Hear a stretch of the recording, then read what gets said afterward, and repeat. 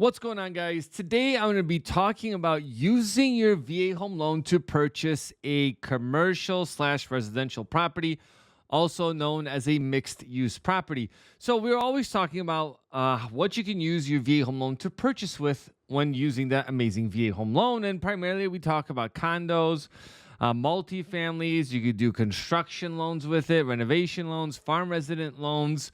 But what we don't talk about is the mixed use aspect of purchasing a property. So today I'm going to break it down with both the VA Handbook, show you guys where I get all the information, and talk about some things like lender overlays, which let's just dive into what that means. So the VA itself is pretty loose in its requirements, and including things like there's no minimum credit score per the VA, but lenders have overlays, meaning they'll say, well, yes, the VA does allow it, but it's too risky for us, so we're not going to do it. Now, commercial or these mixed-use properties is definitely a big piece of that. So if you're thinking about going down that route, you guys could always reach out to me for help. In the description down below, you can schedule a call with me. I am a loan officer and able to help you utilize the VA home loan. So let's break it down from the VA Handbook side, and then I'm going to throw in my 2 cents on the different subjects and topics that we're going to talk about when we're going over this. So the first thing we're going to talk about is here you're going to see that in chapter 10 of the VA Handbook, which is basically the Bible of how we get all our information and like what information we give out here on this channel. So here it's going to tell you that a property that is primarily non-residential is ineligible for VA home loans. Now, what that means, and I've contacted the Regional Loan Center to get some clarity on this, as well as investors, and primarily what that means is that as long as 51% of the property is residential, you should be able to do a non-residential piece. So 49% commercial and 51% residential. Now, how they measure that is primarily based on the square footage. And you also kind of have to see where the common areas are, because that typically will go towards the residential side. So in theory, right, if you have 1,000 square foot apartment, 1,000 square foot residential space, you're also going to have hallways. They're going to count towards the residential piece, putting you over that amount. Now, obviously, if you have a 2,000 square foot commercial space and let's say 1,000 square foot apartment above it, that's going to cause an issue. So kind of keep that in mind. And we're going to cover chapter 12 of this handbook because that's primarily where a lot of the information is going to lie. Another piece when it comes to the appraisal guidelines for this just lets you know, for example, since VA guarantees loans are made for residential properties, no value may be given to commercial uses, crops, livestock, land for future development, and any other non-residential use. So we're going to essentially, when you, let's say, purchase a multifamily property and use your VA home loan, and you meet the requirements like the 6-month reserve, and also there's eligibility of the loan itself, but let's say you have all that, you could potentially use future rental income on a residential multifamily. So for example, you have 4 units. 1 unit you're going to live in, and so 3 of the units you could use rental income if you meet the requirements. And what this is saying is that if you have a commercial property, then you cannot use that commercial rental income to qualify for the VA home loan. So you have to be able to qualify with the whole piece. So important to know, but you can do it. All right, now we're going to talk about chapter 12.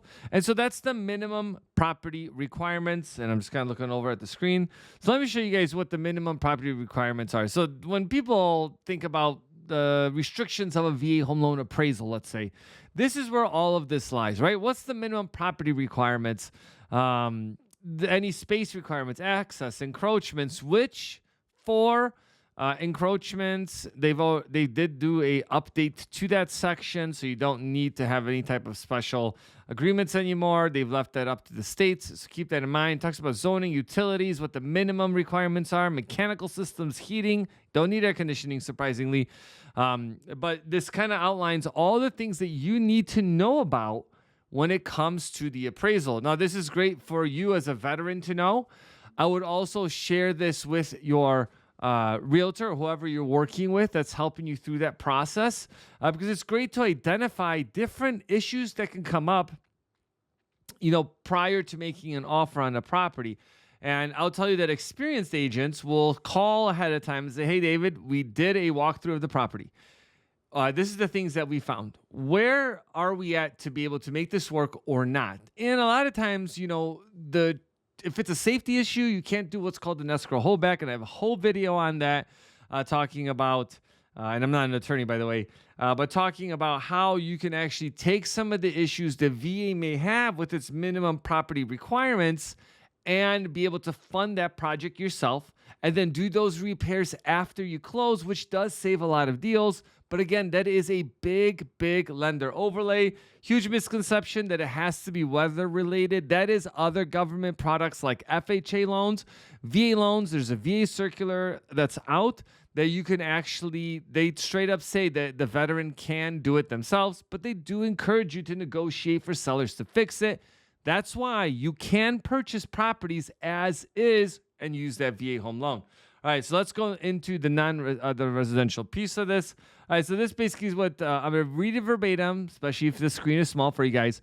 At the veteran's request, non-residential improvements such as detached garages and small sheds may be excluded from a flood insurance policy if they are also excluded from the appraised value. The cost of flood insurance with and without coverage for the detached building should be compared, as excluding a detached building may be worthwhile.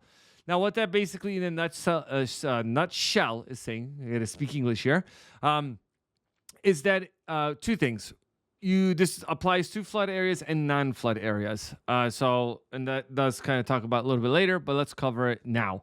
So essentially, if you have a shed or a garage that the VA says like, hey, look, this property is dilapidated or it needs issues to be repaired with it, and you feel like, you know what, I don't want to repair a outhouse or something and fix a window in it because I'm not going to be using it. Well, you can request to have that omitted from the appraisal for appraisal purposes. Now, the big downside to that is there's no value that's assigned to that building. So you have to be careful because garages typically do add a good amount of value. Now, recently we had an appraisal completed where the appraiser did that themselves. I've actually had two of them, one recent and one a while ago, where they basically looked at the garage and they were like, this is total, like, it's not even repairable. So they did the appraisal and automatically excluded it. And the other time, they had to make a request to make it excluded. So again, there's a little bit of risk with that because if there's value assigned to that, then it could be a downside. But again, that's something you got to be able to take a look at. Now, with the flood insurance, this basically says like having that additional coverage of a garage or shed may be significant enough for you to consider omitting it from the appraisal and then omitting it from your flood insurance, and they do allow for that.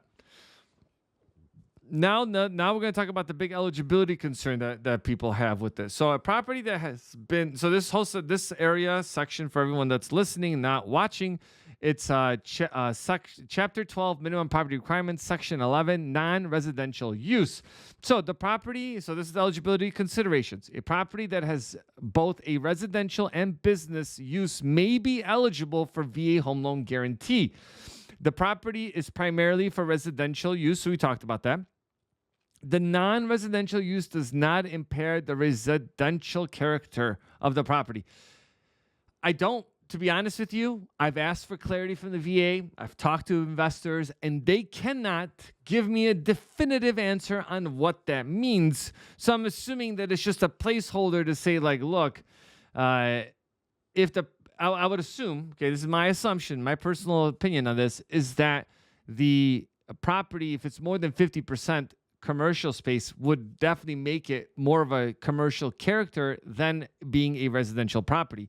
Now, in Chicago, where I'm from, there's a plenty of multifamilies, including 4-unit plus commercial spaces that are available to purchase, or 3-unit or 2-unit with a commercial space on the bottom, which I believe would not damage the residential character of a property.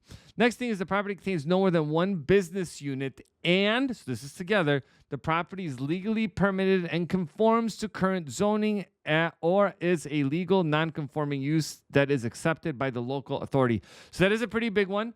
Normally, you're not going to get a commercial property without it being correctly zoned. And if someone took a residential first ground unit and turn it into a commercial space, they typically will need to get a non-conforming use permit to be able to convert that and use it as a commercial space.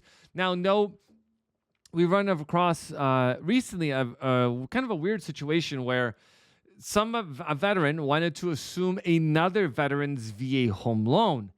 Now, that veteran had a mixed-use property, and that's what sparked this whole video.